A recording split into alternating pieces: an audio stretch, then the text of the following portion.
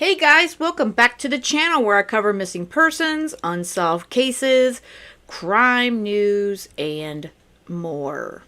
So the guilty verdict for Christopher Gregor in the murder of sweet Corey Micciolo came through last week while I was out of town. So I kind of wanted to go back through it a bit. I'm going to make it as short as possible. I did want to play the actual verdict and react to it, and I wanted to hear you guys' thoughts.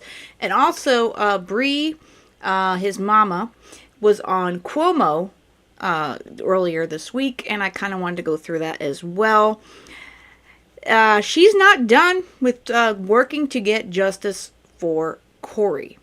So let me play the verdict, and I'll react to it, and then we'll go through a bit of her interview with Cuomo on News Nation. All right, so the 12 deliberating jurors are back in the jury box. In addition, we have our alternates seated in the jury box to prevent them from appearing on camera. So those are seats 4 and 11. In addition, seats 3 and 13 are empty as those jurors have been excused. Madam Foreperson, would you please rise? Madam Foreperson, has the jury reached a verdict? It has, sir. And is that verdict unanimous? Yes. Ma'am, I'm going to read to you each count. Please give me the jury's unanimous response. 1, how do you find as to count 1, endangering the welfare of a child? Guilty. 2, how do you find as to count 2, murder? Not guilty. 3, how do you find as to the charge of aggravated manslaughter? Guilty. And you did not answer question 4? Yes, sir. At this time, thank you, Madam Foreperson, you can be seated. At this time, I'm going to poll the jury. Members of the jury, you've heard the verdict as read by your foreperson. At this point, I'm going to ask each juror by number, except the 2 alternates, to respond yes if the verdict read by the foreperson is your verdict, no if the verdict read by the foreperson is not your verdict. Juror number 2. Yes. Juror number 3 is empty. Juror number 4 is alternate. Juror number 5. Yes. Juror number 6. Yes. Juror number 7. Yes. Juror number 8. Yes. Juror number 9. Yes. Juror number 10. Yes. Juror number 11 is an alternate. Juror number 12. Yes. Juror number 13 has been excused. Juror number 14. Yes. Juror number 15. Yes. Juror number 16. Is counsel satisfied that the verdict is unanimous? Yes. At this time, I would ask the clerk to record and note in the minutes that the verdict is unanimous. All right. Seeing Bree break down really, really hurts my heart. While I'm glad that he got aggravated manslaughter, the fact that he didn't get the murder charge, it really hurts. He is, in my opinion, Christopher Gregor is evil. He's an evil monster, and I agree with everything that Bree states to Cuomo, which I'll play after we get through this verdict piece here. I think it has to do with his upbringing completely. I think he had a lot of issues with his dad, and I think he took it out on Corey, and he had a great hatred for Bree and took that out on Corey. As far as the hatred thing, well, that reminds me of Adam Montgomery taking it out on Harmony. Sweet little Harmony took out all this hatred for Crystal on their daughter. It's just disgusting and awful that these sorts of parents, and I hate to call him a parent because he's not a parent, he's a monster, and he never deserved to have Corey in his life. As far as the whole Child Protective Services situation goes, I know Bree is far from done with that. And again, we keep seeing these cases over and over and over again with them failing all these children. And I know I'm sick of it, and I'm sure you guys are as well. Of the jury, the function you have performed is one of the most important civic duties you can ever be called upon to fulfill. With the return of your verdict, your service in this case is complete. Upon your discharge, you are not required except upon court order, to discuss your deliberations or verdict with anyone. Additionally, no attorney or party or any person acting on their behalf is permitted under our rules of court to examine you or question you or even to discuss with you your verdict or your deliberations or your role in this matter. In some states, judges are actually able to stay afterwards and speak to the jurors about the experience. In New Jersey, judges and attorneys are specifically prohibited from doing that. If anyone approaches you associated with the case, the attorneys or the parties, please notify me immediately. It's possible you may be contacted by others, including members of the media. As you know, obviously we had media coverage in this trial. It will be up to each of you to decide whether or not to speak to those persons or entities about your service as a juror. If you agree to be interviewed, you may discuss whatever you want in whatever manner you deem appropriate. However, I'd ask you to keep these things in mind. The key to your function as jurors has been the free discussion amongst yourselves during deliberations, and the privacy of those deliberations is essential to the continuation of the fair administration of justice. All jurors have the prerogative to keep confidential their communications with their fellow jurors during deliberations. In fact, it is in the public interest that there be the utmost freedom of discussion in the jury room and that each of you be permitted to express your views without concern for public reaction or criticism. Under no circumstances should you make a statement to the media or anyone else that you would not be willing to repeat under oath in court in the presence of your fellow jurors. But on a personal note, I want to thank you for your service. I know we told you in the beginning that it's a civic duty, but this case was a long case. It was difficult scheduling issues, and it was a difficult case with a lot of emotion. I told you we had the best justice system in the world, and one of the reasons, probably the principal reason, is because our Constitution guarantees a right to a trial by jury, and we can't do this without you. It's truly remarkable witnessing this reality and your participation in it. It's not only been my pleasure to have you here, it's been my privilege to have you here. I'm going to give you one final instruction, and I'm sure the attorneys join in that, by the way, our thanks and our appreciation for your attention and also how you've gotten along as a group. But I'm going to give you one final instruction, and that is the Sheriff's Department is going to escort you out that door, out a separate private entrance to the courthouse. I don't want to risk that somebody who's upset one way or the other comes up to you. They're going to make sure there's plenty of officers taken to your cars. So if you want to exchange some telephone numbers or something like that, or become friends, I ask you to do that quickly because I would really appreciate that you get in your vehicles and you go home and get out of here in the event there's any reaction by anyone.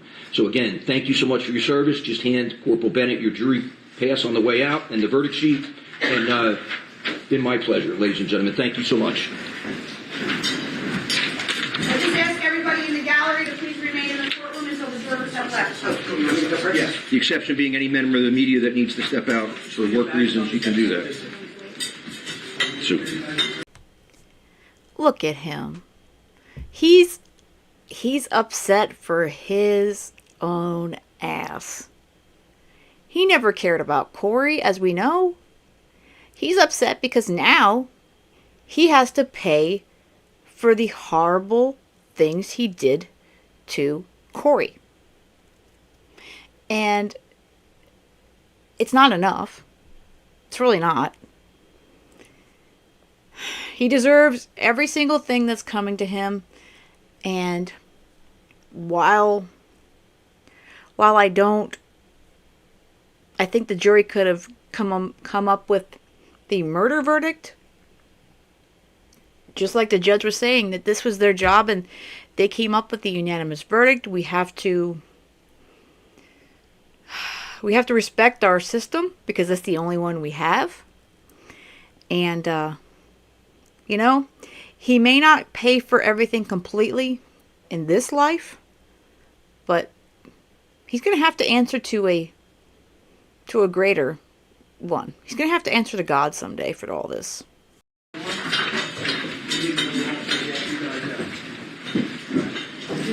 Take your time.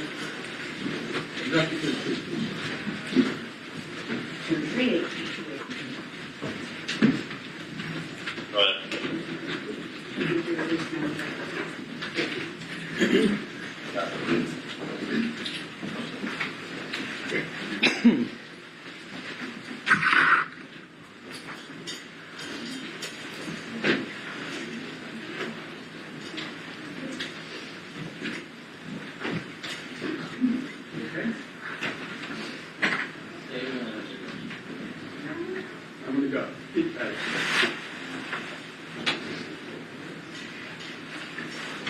I gotta take you as a group. Everybody ready? All right. Follow me.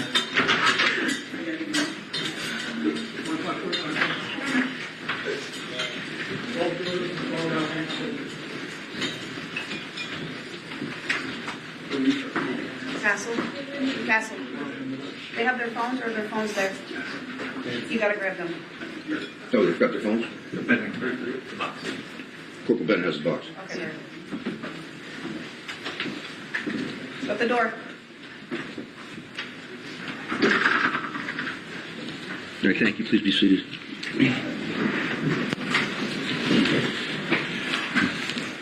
All right, anything from the state? No, Judge, thank you.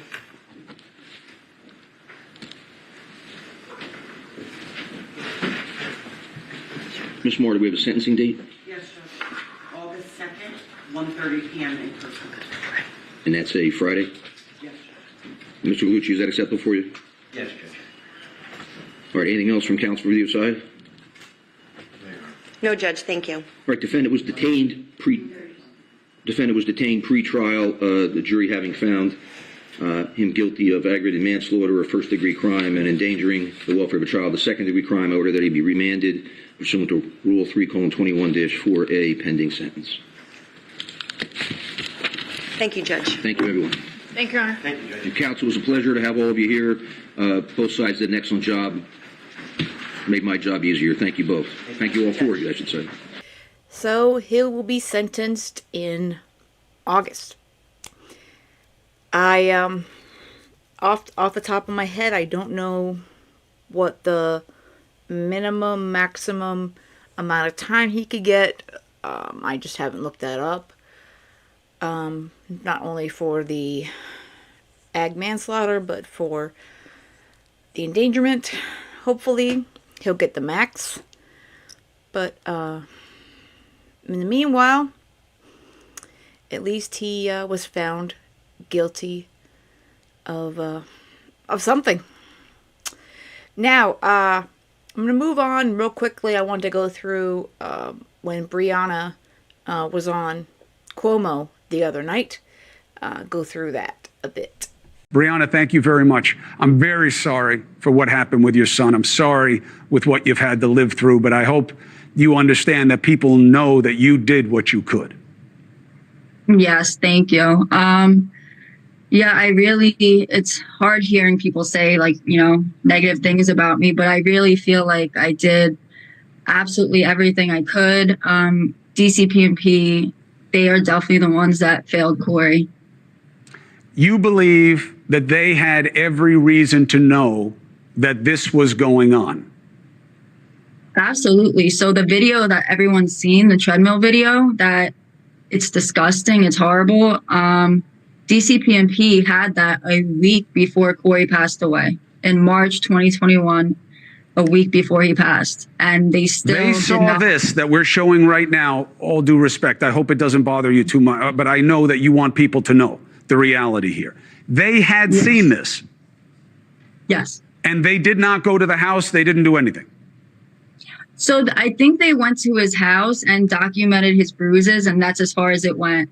And that's when they sent me to the different hospitals. And before they could do anything, this happened. And what did they explain to you about what was happening and what the process was at that time, and explaining why they couldn't act? Well, one excuse I got was that it was Good Friday. The day Corey passed was Good Friday, and it was a holiday, and there weren't a lot of people there. That's one of the excuses. And, he had to see the child abuse expert, and Chris wouldn't take Corey to it.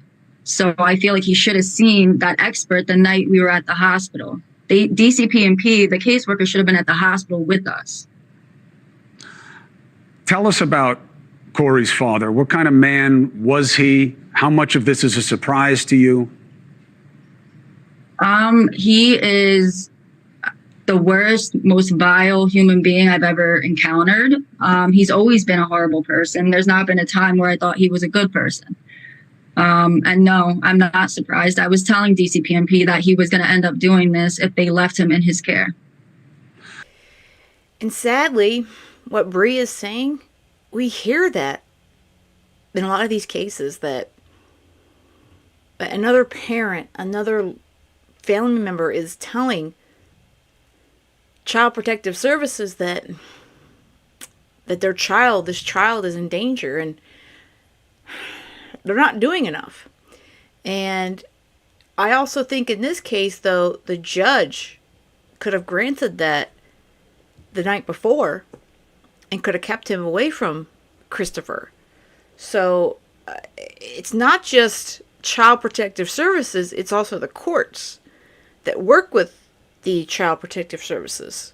What was it about for this guy? Did he think it was discipline? Like this is how he was making his son a man? Or like, what was this about for him when you would talk to him about it?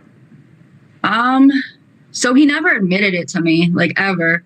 But my theory, I think his father being a state trooper, I think he was very hard on him himself. You know, he made him work out, and I think Chris just took it too far, and he took his trauma and put it on Corey. I think that's what happened. And then add that to the hatred he has for me, and this is what happened. Was he sick?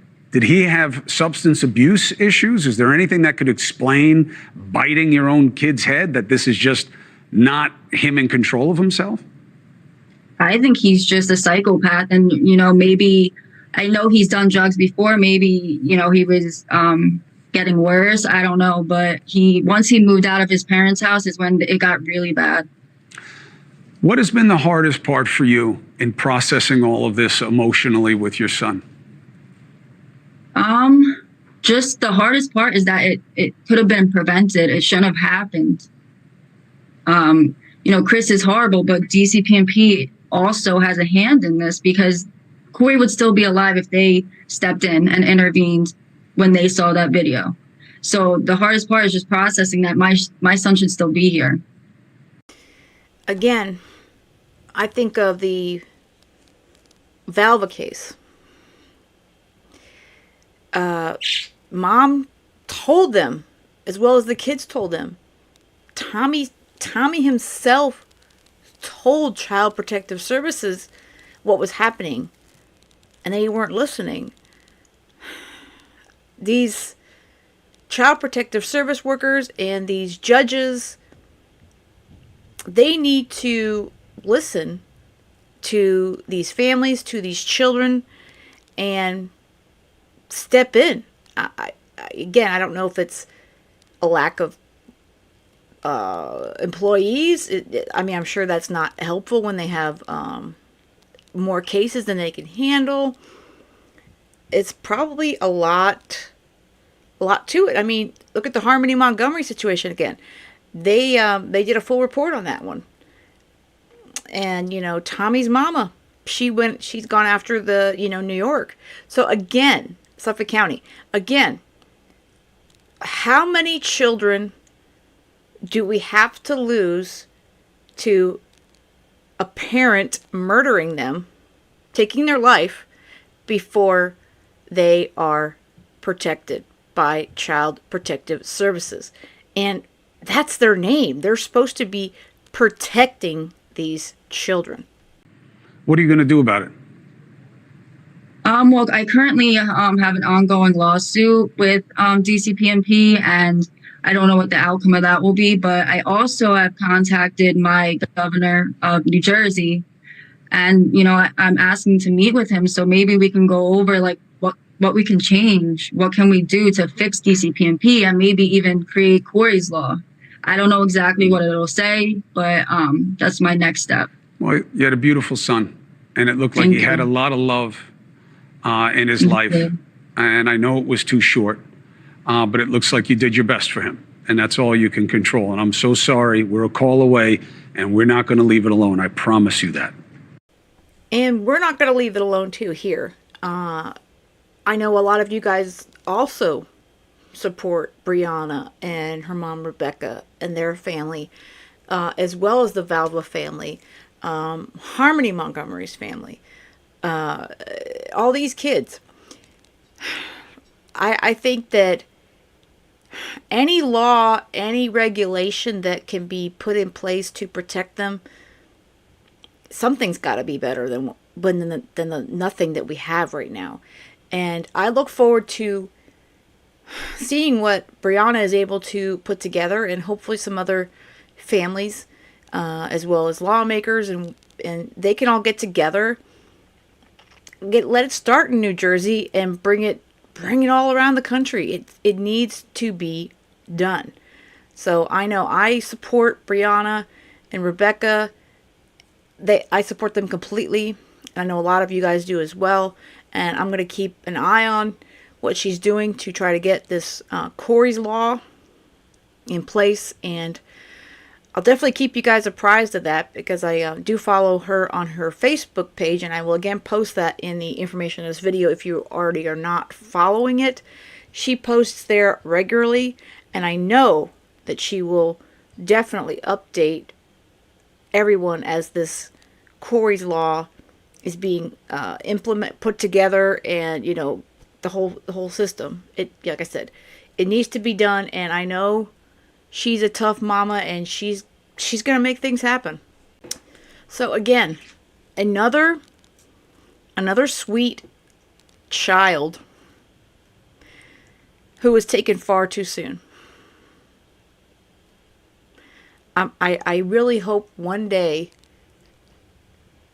we can. I don't think we're ever going to wipe this out, but I think that we can make a difference, and we need to protect these children. We need to protect our country's children.